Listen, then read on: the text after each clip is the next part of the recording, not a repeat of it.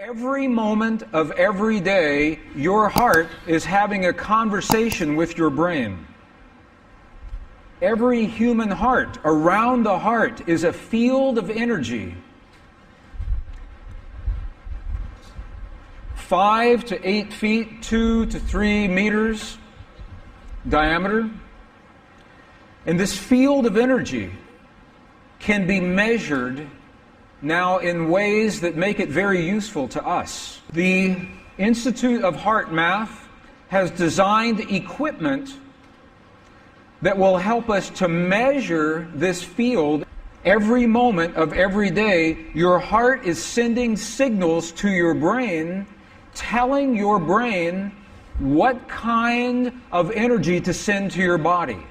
Every moment of every day, there is a signal from your heart to your brain. What we now know is, when I was in school and when many of our listeners were in school, we were taught that this is a physical reality made of atoms, and our atoms would look like little solar systems. They were modeled as little solar systems, things in the middle called a nucleus with other things orbiting them like electrons.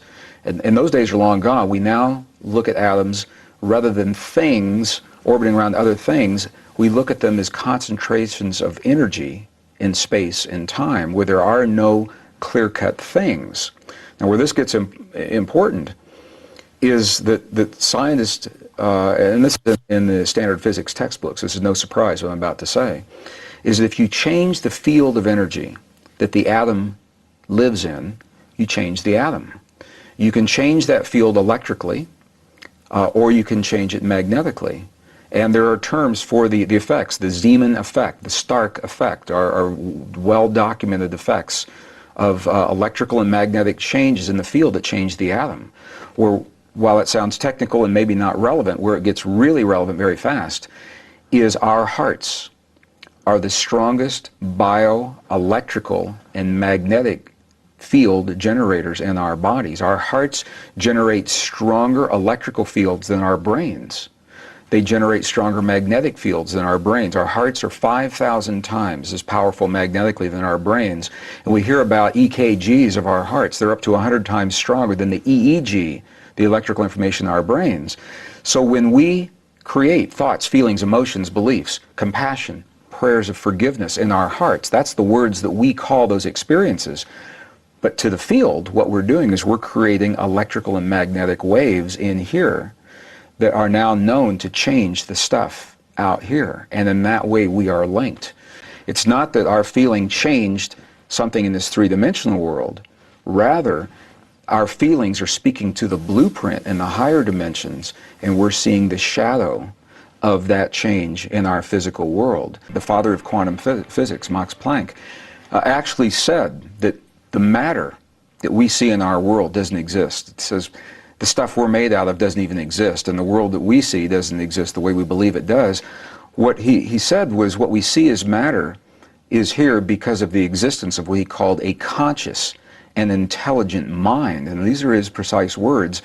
And he followed that statement by saying that underlying this mind is the matrix of all matter. And this is the coin he termed in 1944. Of course, the movie series was based on the studies that came afterward, but it's actually been around since the mid-20th century. I was trained as a scientist, and in my training there was never an allowance for the possibility this field could exist.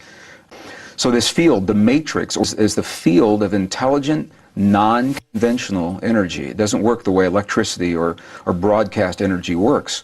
And perhaps that's one of the reasons it's taken so long for science to catch up, because our equipment isn't built to detect this kind of energy.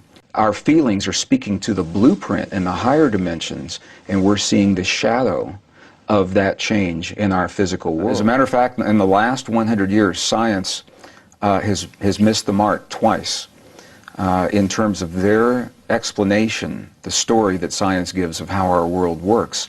And we're now paying the price for where science got it wrong, essentially. And it's coming full circle. It's being corrected. But the first place that this happened was with the belief that the space between things is empty.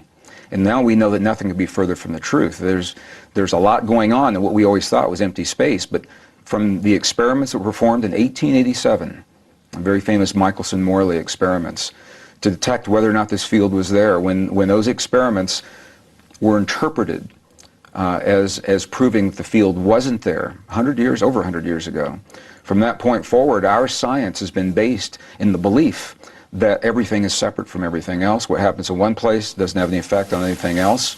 And now we know that these two assumptions are flat wrong.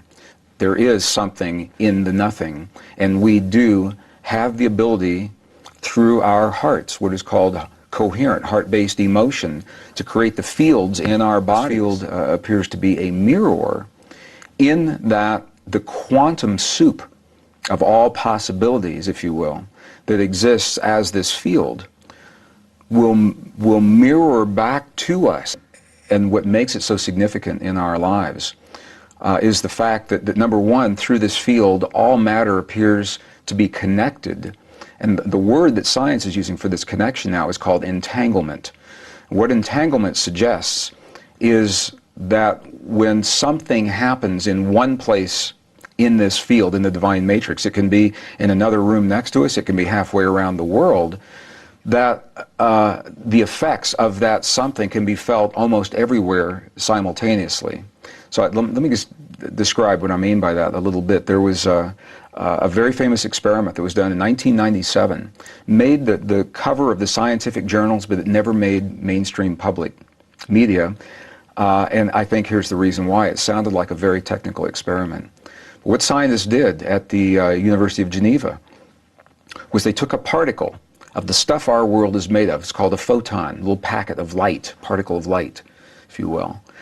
And they wanted two identical particles. So they took this one photon and they broke it into two, so both pieces had the same properties. And they had a specialized device where they could fire these in opposite directions at the same time, 7 miles for one particle in one direction, 7 miles in the other direction. When they reach their destinations, they're now 14 miles apart. They're using fiber optic cables to do this. And once those particles are at their destination, they can begin the experiments. And what they found was whatever they would do to one particle, in a moment in time, the other one acted like it just had the experience faster than it could have if this one were transmitting the information to the other one. Sometimes this one would act like it was having the experience before this one even finished its experience. They said they were tickling or disturbing the particles. They would change the charge or change the spin rate or force the particle to go take path A or path B. But whatever they were doing over here, this particle always had the identical experience, as if they were still connected even though they were physically separate.